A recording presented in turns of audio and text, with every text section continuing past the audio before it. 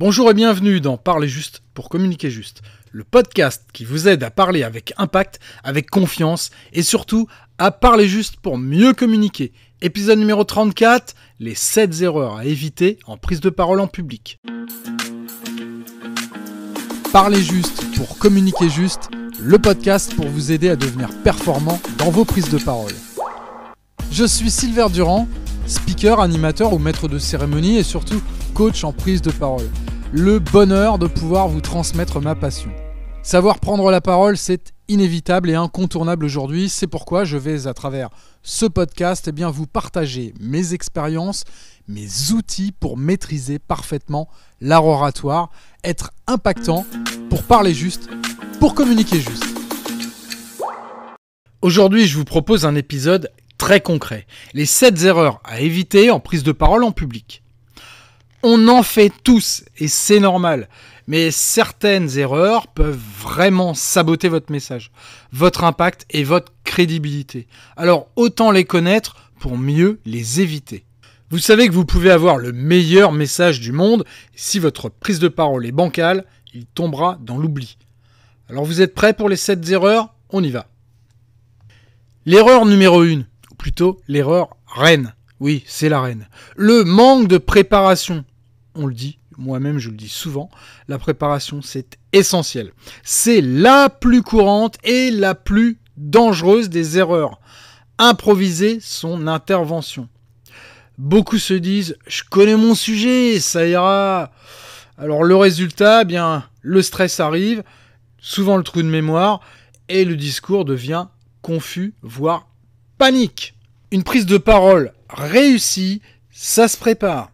Et je ne parle pas d'écrire chaque mot, bien évidemment, le par cœur, ça ne sert à rien. Je parle de structurer vos idées et de visualiser votre fil conducteur, de vous entraîner. C'est le meilleur antidote au trac. Puis c'est la base d'une communication fluide et percutante. La deuxième erreur, c'est le syndrome de l'expert. C'est avoir un vocabulaire inadapté. C'est une erreur fréquente. On utilise un langage trop technique, trop fermé. J'en parle souvent, j'ai déjà fait un podcast là-dessus.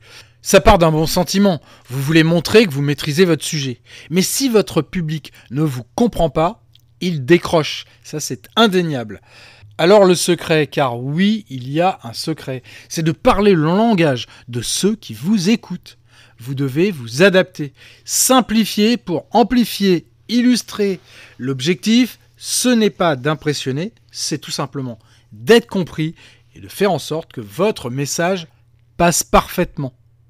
Erreur numéro 3. Parler sans regarder. Ignorer son public. Vous avez peut-être déjà vu un orateur qui parle, mais qui regarde que ses notes ou son PowerPoint. Et vous, en face, vous ne vous sentez pas concerné. Ça, c'est problème. Et c'est normal, car le regard crée le lien. Bien évidemment, on écoute là où le regard se porte. Et regarder dans les yeux, c'est la base. Ou en tout cas, regardez le public. Balayez la salle et prenez le temps de regarder les personnes. N'oubliez pas que vous ne vous adressez pas à tous et à toutes, mais plutôt à chacun et à chacune. Regardez devant, derrière et même dans une visio. Là aussi, la base. N'oubliez pas de regarder la caméra comme si c'était une personne. Votre regard, c'est ce qui dit à l'autre « je vous parle à vous ». Là aussi, j'ai fait un épisode sur le regard, je vous le mettrai en lien dans le descriptif. Erreur numéro 4. Un rythme mal dosé, trop vite, trop lent, trop plat. Autre piège, le débit de parole. Vous parlez trop vite et on vous perd. Ou alors vous parlez trop lentement et alors là on s'endort. Au choix. Alors ajoutez à cela un ton monotone et là c'est carrément le naufrage assuré. Alors variez le rythme, le volume, l'intonation. On appelle ça la prosodie. Surtout, osez, oui, les silences. Un silence juste après une idée forte, c'est comme une respiration. Ça donne du poids à ce que vous venez de dire. Et là aussi, j'ai fait un épisode spécialement sur le silence. Je vous mets aussi le lien dans la description. 5e erreur. Une prise de parole sans structure. Commencer à parler sans savoir où l'on va, c'est carrément risqué. Et votre public, lui, il n'arrivera pas à suivre et ça va être carrément déroutant pour lui. Alors, structurez. D'abord l'introduction, ensuite le développement, puis la conclusion. Simple, mais parfaitement efficace. La structure d'une prise de parole, c'est vraiment la base. Il faut y passer un petit peu de temps. C'est essentiel pour faire passer son message.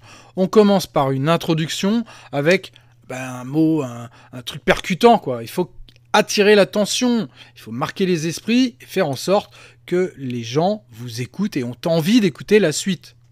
Il existe différents types d'introduction. Ça peut être un chiffre clé, un pourcentage, une phrase, une citation ou autre.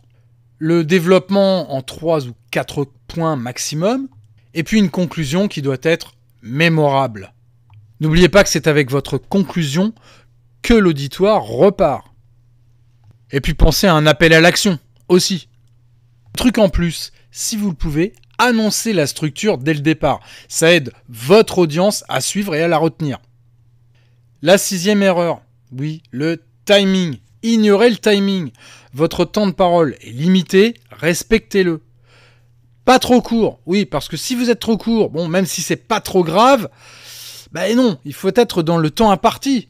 Et puis, si c'est trop long, là, ça devient carrément problématique. S'il y a par exemple des autres orateurs derrière vous, ça va poser un problème sur le programme complet. Et puis, si c'est trop long, vous allez perdre l'attention, les gens vont s'impatienter, et puis vous allez gâcher l'impact de votre message, clairement. Une petite astuce.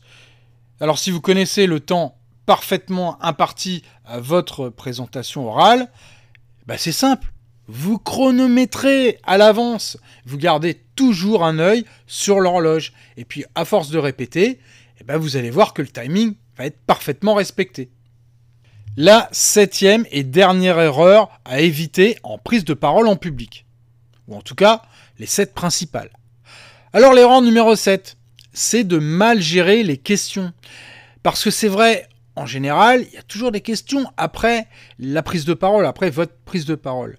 Cette dernière erreur consiste à être pris au dépourvu en cas de question. Alors anticipez, imaginez les questions possibles, préparez quelques réponses, et si le jour J, vous ne savez pas, dites-le, soyez honnête. Vous pouvez dire, je n'ai pas la réponse maintenant, mais je vais me renseigner, je tâcherai de vous informer de ma réponse plus tard par mail ou autre. Je rappelle que vous n'êtes pas obligé de répondre à la question. Non. Il vaut mieux ne pas répondre plus tard, que répondre trop vite et de répondre une bêtise. Et puis si vous le pouvez, n'oubliez pas de préciser en début d'intervention, quand vous allez parler de votre structure, de votre discours, de dire qu'à la fin, vous allez avoir un petit peu de temps pour les questions-réponses. Ça évitera de vous faire couper pendant votre intervention. Je vous ai donc donné les 7 erreurs à éviter lors de votre prochaine prise de parole en public. En conclusion, je vais faire un résumé. D'abord, préparez-vous sérieusement. Ensuite, adaptez votre langage. Parlez simplement, simplifiez pour amplifier. Connectez avec votre public. Le regard, c'est essentiel. Maîtrisez votre rythme. D'ailleurs, mettez du rythme dans votre présentation. Structurez vos idées. Là aussi, essentiel pour éviter de se tromper et de se perdre dans son discours. La 6e erreur, respectez votre temps de parole. Enfin, la 7e erreur à éviter, préparez-vous aux différentes éventuelles questions. Ces 7 erreurs, on les a tous faites un jour, mais maintenant, vous les connaissez, donc pas d'excuses, vous allez pouvoir les éviter et gagner en impact. Parce que oui, la prise de parole, cela s'apprend, je l'ai déjà dit, et vous le savez, ce n'est pas inné, c'est en éliminant les petits obstacles dont ces 7 erreurs que vous allez avancer vers une parole beaucoup plus juste, beaucoup plus claire, beaucoup plus puissante. Je vous remercie pour votre écoute. Si cet épisode vous a aidé, pensez à le partager, à liker, mettre des étoiles, tout ça. Et puis comme toujours, parlez juste pour communiquer juste. Je vous dis à très vite.